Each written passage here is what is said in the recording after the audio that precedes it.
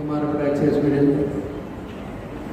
Officer Shri Harish Kumar CV അതിനെക്കുറിച്ചുള്ള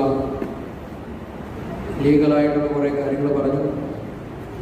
doctor പ്രത്യേകമായിട്ട് അതിൻ്റെ സൈക്കോളജിക്കലായിട്ടുള്ള കാര്യങ്ങൾ എന്തൊക്കെയാണെന്ന് പറഞ്ഞു. അപ്പോൾ ഇതൊരു സമൂഹത്തിൽ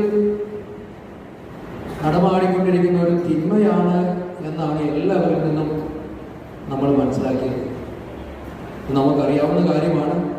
എങ്കിൽ പോലും ഇപ്പോഴത്തെ ഈ സാഹചര്യങ്ങൾ വളരെയധികം മനുഷ്യനെ നശിപ്പിച്ചുകൊണ്ടിരിക്കുകയാണ്. ഈ സാധനമൊക്കെ കിട്ടാനായിട്ട് വളരെ എളുപ്പമാണ്. ചെറിയ കുട്ടികൾക്ക് പോലും ഇതൊക്കെ ലഭിക്കുന്ന ഒരു കാലഘട്ടമാണ്. അപ്പോൾ നമ്മൾ ആകും വിധത്തിൽ ഇതിനെ എപ്രകാരമാണ് ചെറുത്തു നിൽക്കേണ്ടത് എന്നതാണ് നമ്മുടെ ചിന്താവിഷയം.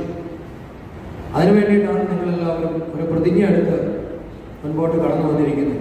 നമ്മൾ പോകുന്ന സ്ഥലങ്ങളിലെല്ലാം ഈ ഒരു ചൈതന്യം നമ്മളാകും വിധത്തിൽ പകർന്നു കൊടുത്ത് അവിടെ മദ്യത്തിനോ മയക്കുമരുന്നോ മറ്റു ലഹരികൾക്കോ അടിമപ്പെട്ടവർ ആരാണെങ്കിലും കൊച്ചുകുട്ടികൾ മുതൽ മുതിർന്നവർ വരെ അവരെ കണ്ടെത്തുവാനും നമുക്ക് സാധിക്കുന്ന വിധത്തിൽ അവരെയെല്ലാം ഇത്തരം കേന്ദ്രങ്ങളിൽ എത്തിച്ച് അവർക്കെല്ലാവർക്കും അതിൽ നിന്ന് മുക്തി നേടുവാനും സമൂഹത്തിലേക്ക് വീണ്ടും അവരെ തിരിച്ചു കൊണ്ടുവരുവാനുമുള്ള ഒരു ഉത്തരവാദിത്വം ഏറ്റെടുത്താണ് ഇന്ന് നമ്മളെല്ലാവരും ഇവിടെ ആയിരിക്കുന്നത്.